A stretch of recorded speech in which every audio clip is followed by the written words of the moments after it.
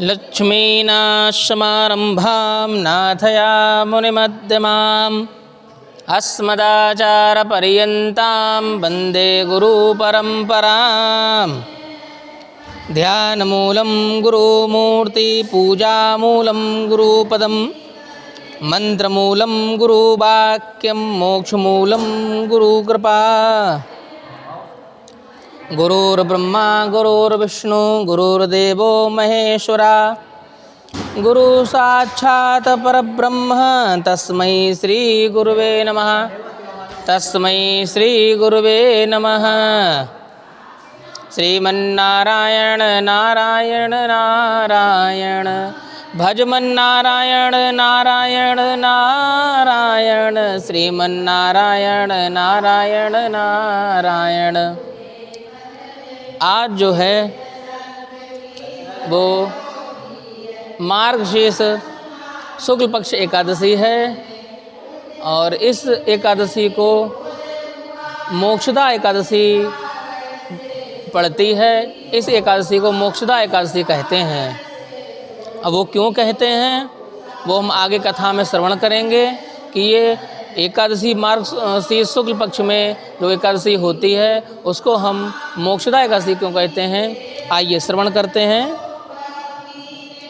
युधिष्ठिर जी कहते हैं कि हे देव देवेश्वर, मैं पूछता हूँ मार्गशीर्ष मास के शुक्ल पक्ष में जो एकादशी होती है उसका क्या नाम है, कौन सी विधि है तथा उसमें किस देवता का पूजन किया जाता है।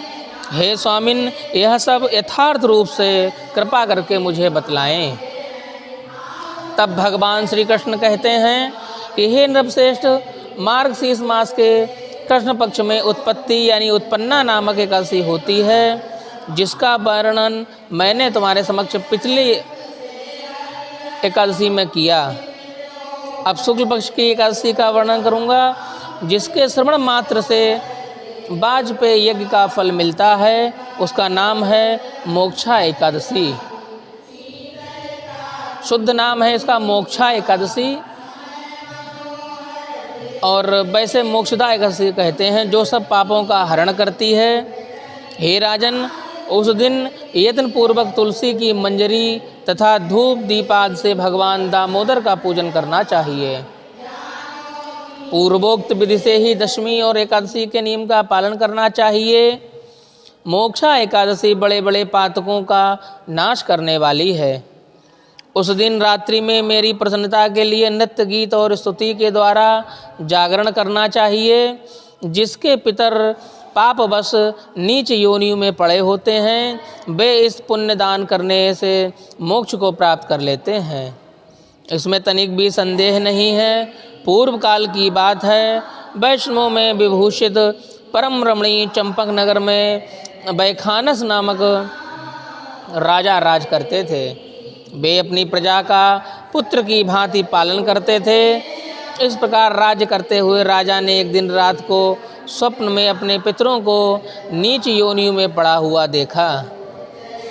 उन सबको इस अवस्था में देखकर राजा के मन में बड़ा ही विस्मय हुआ और प्रातःकाल ब्राह्मणों को से बुलवाकर उन्होंने उस स्वप्न का सारा वृत्तांत कह सुनाया। राजा बोले, हे ब्राह्मणों, हे ब्राह्मण देव, मैंने अपने पितरों को नरक में गिरा हुआ देखा है। वे बारंबार रोते हुए मुझसे यह कह रहे थे कि तुम हमारे तनुज हो, इसीलिए इस तरह समुद्र से हम लोगों का उद्धार करो। हे दुजवरों, इस रूप से मुझे पितरों के दर्शन हुए हैं, इससे मुझे चैन नहीं मिलता है। क्या करूं, कहाँ जाऊं, मेरा हृदय रुंधा जा रहा है। हे दुजोत्तमों, वह व्रत, वह तप, वह योग जिससे मेरे पूर्वज तत्काल नरक से छुटकारा पा जाएं, बताने की कृपा करें। मुझ बलवान एवं साहसी पुत्र के जीते जी मेरे माता पिता घोर नरक में पड़े हुए हैं, अतः ऐसे पुत्र से क्या लाभ है।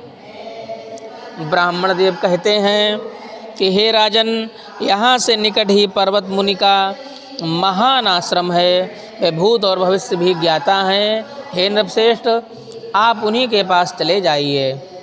ब्राह्मणों की बात सुनकर महाराज वैखानस शीघ्र ही पर्वत मुनि के आश्रम पर गए और वहाँ पर मुनि श्रेष्ठ को देखकर उन्होंने दंडवत प्रणाम करके मुनि के चरणों का स्पर्श किया।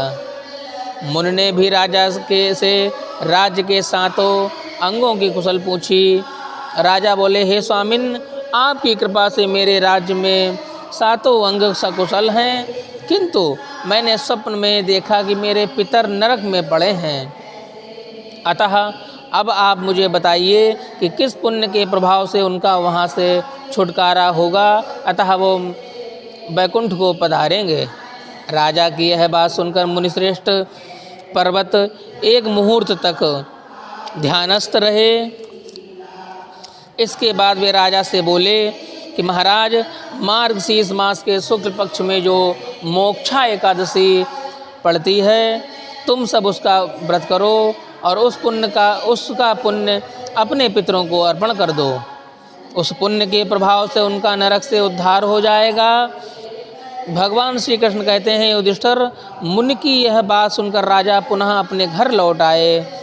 जब उत्तम मार्गशीर्ष मास आया तब राजा वैखानस ने मुनि के कथानुसार मोक्षा एकादशी का व्रत करके उसका पुण्य समस्त पितरों सहित पिता को दे दिया। पुण्य देते ही क्षण भर में आकाश से फूलों की वर्षा होने लगी।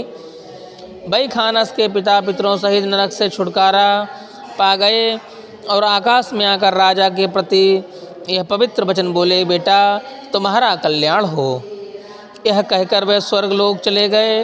राजन, जो इस प्रकार कल्याणमयी मोक्षा एकादशी व्रत का पारायण करता है अथवा व्रत करता है, उसके समस्त पाप नष्ट हो जाते हैं और मृत्यु के पश्चात वह मोक्ष को प्राप्त कर लेता है। यह मोक्षा एकादशी मोक्ष देने वाली है।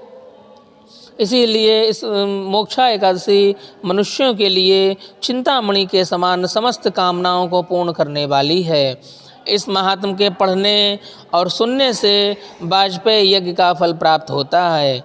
इसी के साथ आज की कथा जो है वो यहीं विश्राम होती है। शेष आगे की कथा हम लोग कल श्रवण करेंगे या अगली एकादशी को श्रवण कराएंगे। बोलो एकादशी महारानी की जय। लक्ष्मी नारायण भगवान की जय। वृंदावन बिहारी लाल की। श्रीमन्नारायण नारायण नारायण, भजमन नारायण नारायण नारायण, श्रीमन्नारायण नारायण नारायण। लक्ष्मी नारायण भगवान की जय। श्रीमते रामानुजाय नमः।